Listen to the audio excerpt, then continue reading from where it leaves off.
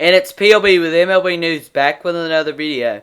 Today's video is going to be another trade deadline video about trades. I did a video a few days ago that was way too early, 2020 to 2021. 2020 MLB trade deadline predictions. Now in today's video, I'm going to do one player that could be traded from each MLB team. Because there was only 10 trades in the last video. If you have not yet watched that, link in the description below to that. I've been doing a lot of KBO content on this channel. Lots of KBO content, so I figured I need a Major League Baseball video to do. And I thought this would be a perfect video. I've been thinking about doing this for a little bit now. And, yeah. Let's go ahead and get into this video. We might have to split this up into two parts with AL and NL. I don't think I can get it totally done. I've got almost 15 pages of notes that I'm going to be scrolling through. And yeah, let's go ahead and get into this video. If you like this kind of content on the channel, leave a like, subscribe, turn on notifications so you will get notified whenever I upload. Now let's go ahead and start with the New York Yankees. I think this is pretty obvious, which is going to be Miguel Sano, even though they do have Gerrit Cole right now. They still do need starting pitching, and they only have Gerrit Cole. Luis Severino's out for the season. James Paxton is also injured right now. Miguel Sano could be the perfect trade. He could be traded to get another better starting pitcher or a just better player in general. So let's look at his 2018 stats, which was definitely the best year of his career. 27 home runs, 92 RBIs, and a .297 batting average. Gio Urshela took his spot when he was injured in the 2019 season, and that's the reason why I think he will be traded, because I think Gio Urshela is going to be the main person at that position, and I just don't think the Yankees are going to want two third basemen on their roster when they already have a DH, which is where they could put Miguel Sano and Giancarlo Stanton. Next for the Red Sox is going to be Chris Sale. I think Chris Sale could possibly get traded. He is currently on the injured list. He had Tommy John surgery. He's going to be out for the whole 2020 season and possibly a little bit of the 2021 season. I see the Red Sox possibly wanting to trade him because they still do have a lot of good players, and possibly to get better in the 2020 season with getting some better pitchers, some better relievers, even though they do have Brandon Workman in that bullpen. Brandon Workman is not going to be their closer. I don't think he's going to be their... I don't think he's their closer solution, if that makes any sense. Next, for the Tampa Bay Rays, is Hunter Renfro. Obviously, he was traded in the offseason from the Padres to the Rays. I think he could possibly be traded again, even though he is a power bat. Tommy Pham, the Rays should have kept. I definitely think that's a loss on their part for that trade. They definitely should have kept him, even though Hunter Renfro did have a really good 2019 season. I don't see him having as good of a 2020 season. And for that reason, I see him possibly being traded. Let's look at his 2019 stats with the San Diego Padres. 33 home runs, 64 RBIs, and a .216 batting average. His batting average is a little low. Let's compare his batting average to his 2018 batting average, which he hit .248, 26 home runs, 68 RBIs. Next for the Orioles, I think this is John Means. They don't have a lot of good players to trade. I think John Means is definitely the one that they should trade and try to rebuild. They've got a couple good pitchers in their minor league system. Try to bring them up. They had a really good team. Their single A team, the Delmarva Shorebirds, was really good. And those players could come up in 1 to 2 years. John Means had a way better season in 2019 than in 2018. We're going to look at his 2018 stats compared to his 2019 stats. So starting off in 2018, which he had a 0-0 record, 13.50 ERA in one game, 3.1 innings. And then in 2019, he had a lot better of a season, a 12-11 record with a 3.60 ERA, 31 games, 27 started, and 155 innings. He had a really good season with the Orioles, and I think the Orioles are going to want to trade him away, get some more prospects that are Major League ready. Next for the Blue Jays is Anthony Alford. He is one of their top prospects. I also could have put Sheen Reed-Foley on here, but I think Sheen Reed-Foley could be a starting pitcher for the Blue Jays. I think Anthony Alford's definitely going to be the one to go. They already have Randall Grichuk in center, which is Anthony Alford's position usually, and Lourdes Gurriel Jr. is in left field, and in right field they have Teoscar Hernandez, who could also be a DH, but I think down the line, Vladimir Guerrero could be a DH, and that's why I have Anthony Alford, possibly. He did not have a great 2019 season, which he was not with the majors for long. One homer, 1 RBI, 179 batting average. He was not in the major leagues for long. He spent most of the 2019 season with the AAA team. Next for the Indians, I've got 2 players.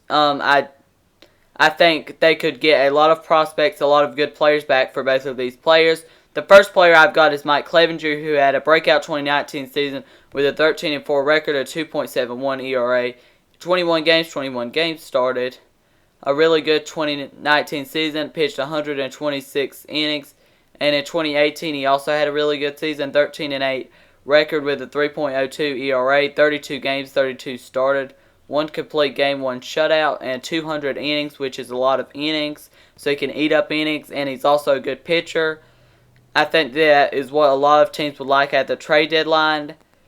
The next player is Francisco Lindor. There are obviously rumors about him not re-signing with the Cleveland Indians, which I don't think he would. He's not going to. I don't think the Indians are going to offer him a good contract, and I just don't see them re-signing Francisco Lindor, and the Indians should want to trade him and try to get as much back for Francisco Lindor while he's in his prime right now. For the White Sox, James McCann. He had his best season in 2019, 18 homers, 60 RBIs, and a 247 batting average. Now that they have Yasmani Grandal as their catcher, they really don't have a use for James McCann. They also have Edwin Encarnacion, Jose Abreu as their DH, so he cannot be put at the DH role either. So I think they could trade him, get some prospects, get some major league players back. I could see him possibly going back to Detroit. The Tigers are bad right now, so who knows? They have good prospects. They could possibly get him. Next for the Twins is Miguel Sano. Even though he is going to be their starting first baseman, he had a really good breakout season in 2019 with 34 home runs, 79 RBIs, and a 247 batting average. His average is down. He had 34 home runs and 79 RBIs, which is very good. But his batting average is down, and I think they could find another first baseman, whether it's in their farm system or trade for one at the trade deadline. I think they might want to move on from Miguel Sano, even though he did have a really good 2019 season. Next for the Royals is Jorge Solaire. Even though he really did have a great 2019 season, 48 home runs, 117 RBIs, a 265 batting average. Had a good batting average, a lot of home runs, a lot of RBIs. Very good season for Jorge Solaire. And I think since the Royals are rebuilding, they will want to get some more prospects, and they're going to want to trade Jorge Solaire. Tigers, Matt Boyd. I think this one's pretty obvious. He had arguably the best season of his career in 2018 with a 9-13 record, which he's on a bad team in the Tigers. So they don't get a lot of wins anyway, so it makes sense why he has a losing record. A 4.39 ERA, which is okay. 31 games, 31 started, 170.1 innings. Then even more innings in 2019, 185.1 innings. 32 starts, 32 games. A 4.56 ERA, 9 wins, 12 losses. Obviously, he can eat up innings for teams.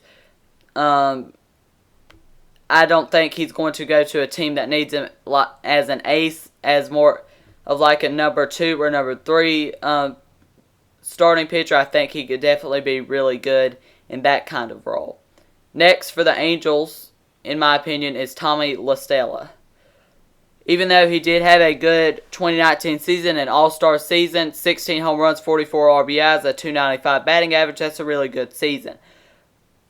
But I think that the Angels are going to want to get pitching, and they're going to focus at the trade deadline or whenever to try to get pitching. And I think Tommy La Stella, especially if he starts off the 2020 season and there is an MLB trade deadline and there is a 2020 MLB season, I think that they could want to trade him to get some better or pitching back. For the Astros, I've got Kyle Tucker or Forrest Whitley. Both of those are their top prospects. And I think that Forrest Whitley could possibly be going somewhere else because he has had a little bit of a bust of a career so far. But I think Kyle Tucker may be the one that they want to move. They already have Michael Brantley, George Springer, Josh Reddick. They might want to put Kyle Tucker in center field, though. Who knows, because George Springer's contract is going to be coming up soon. I see them trading Kyle Tucker instead of Forrest Whitley because Forrest Whitley's only in Double-A right now, and he still could improve and not be a bust, like I said a minute ago. The next one for the A's is Chris Davis. He had a little bit of a down season in the 2019 season compared to his 2018 season. In 2018, he hit 48 home runs, 123 RBIs, a .247 batting average.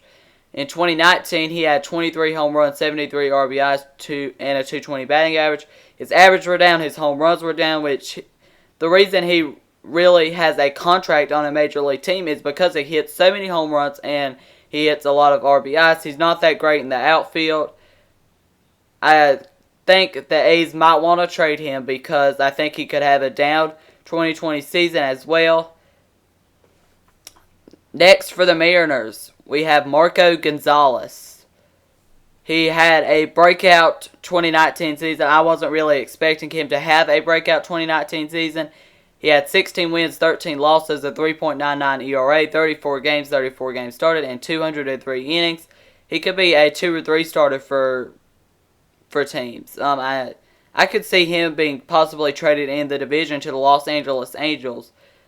I don't think anyone saw this breakout season coming for Marco Gonzales.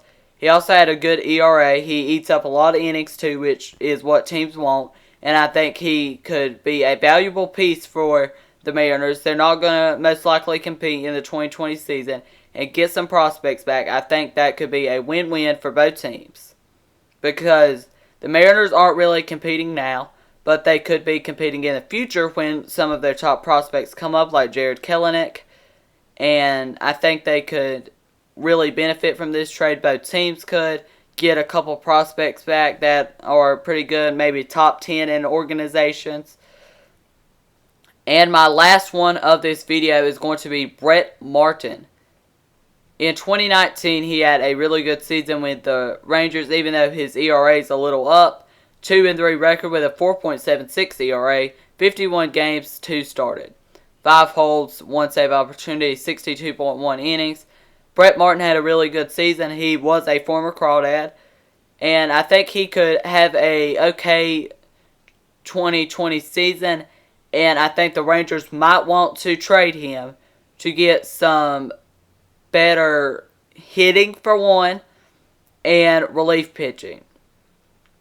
I think they could focus on possibly getting a better, possibly DH, which I think Jorge Solaire could be a okay fit for the Rangers, depending on what the Royals want back. I think the Royals could possibly give up Ian Kennedy and Jorge Solaire. Ian Kennedy being one of the more underrated closers in the 2019 season. I think they could give that up for Hans Krause and Joe Palmo or Anderson Tejeda.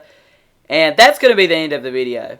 If you like this kind of content on the channel, like, subscribe, turn on notifications, and I will be back with NL teams soon. Thank you for watching, and I will be back with more videos soon.